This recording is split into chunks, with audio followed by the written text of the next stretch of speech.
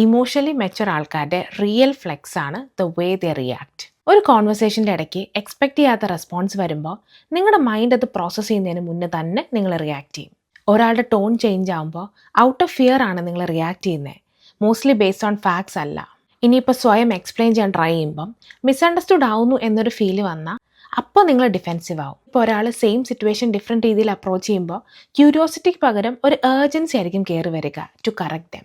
Nuclear fission create ചെയ്ത അതേ intelligence ആണ് ബോംബും ക്രിയേറ്റ് ചെയ്തത്.